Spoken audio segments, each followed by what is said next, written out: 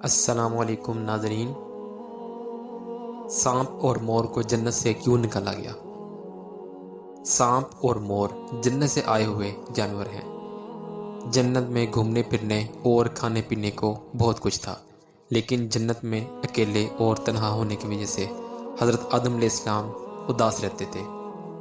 تو اللہ تعالیٰ نے حضرت آدم علیہ السلام کی بائیں پسلی سے بی بی حوا کو پیدا کیا، اور اس طریقے سے حضرت آدم علیہ السلام بی بی حوا کا ساتھ پا کر خوش ہو گئے، اور وہ دونوں جنت میں خوش رہنے لگے۔ اللہ تعالیٰ نے ان سے کہا کہ تم دونوں جنت میں جو چاہو کھاؤ پیو، گھومو پھرو، لیکن خبردار اس درخت کے قریب مت جانا اور نہ ہی اس کا پھل کھانا۔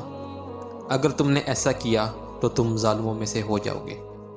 سانپ اور مور بھی اس وقت جنت میں رہتے تھے، اور وہ دونوں جنت سے باہر آ جایا کرتے تھے۔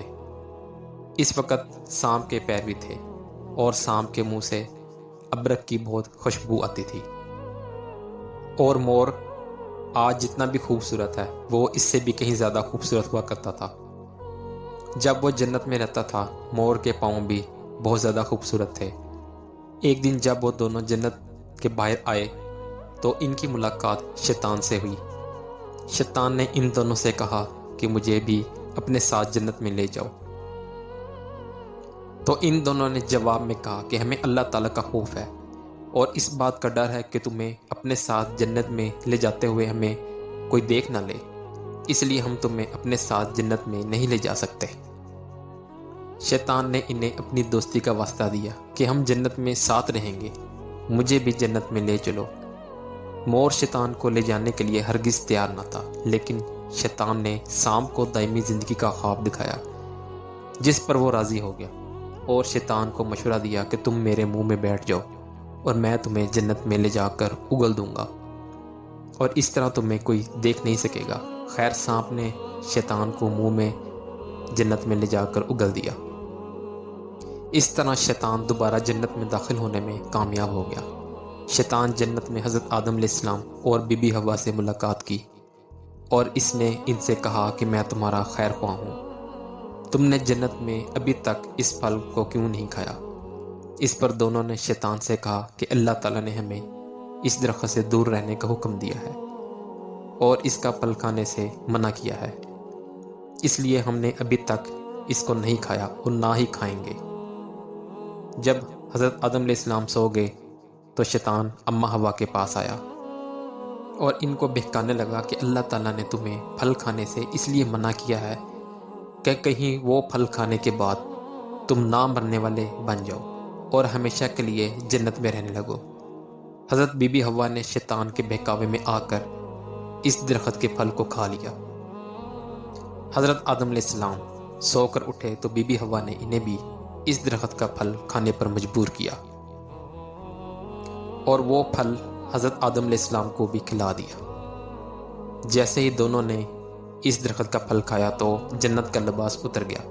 تبھی اللہ تعالیٰ نے ان سے کہا کہ میں نے تمہیں اس درخت کے پاس جانے سے اور اس کا پھل کھانے سے اسی لیے منع کیا تھا، لیکن تم دونوں نے میری بات نہ مانی اور درخت کا پھل کھا کر اپنی جان پر ظلم کیا۔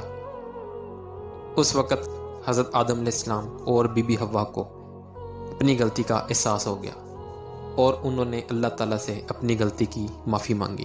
اللہ تعالیٰ نے انہیں معاف فرما دیا اور ان دونوں کو جنت سے نکال کر زمین پر بھیج دیا، اور فرمایا کہ زمین پر ایک خاص وقت تک تمہارا ٹھکانہ ہے اور تم زمین پر رہو گے۔ اللہ تعالیٰ نے شیطان کو جنت میں لے کر آنے پر مور کی خوبصورتی چھین لی، اور جن پیروں سے وہ شیطان کو جنت میں لے کر آیا تھا انہیں بدصورت بنا دیا۔ اور جس سانپ نے شیطان کی مدد کی تھی، اللہ تعالیٰ نے اس کے منہ سے ابرک کی خوشبو چھین کر سانپ کے منہ میں زہر بھر دیا اور سانپ کی ٹانگیں چھین لی، اور مور اور سانپ کو جنت کی اس خوبصورت جگہ سے ہمیشہ ہمیشہ کے لیے نکال دیا۔ اللہ سے دعا ہے کہ وہ ہمارے ذہنوں کو تمام شیطانی وسوسوں سے پاک کر دے، اور نبی پاک صلی اللہ علیہ وآلہ وسلم سے سچی پکی محبت کرنے کی توفیق عطا فرمائے، اور بروز قیامت ہمارا حشر نیک لوگوں کے ساتھ فرمائے، آمین۔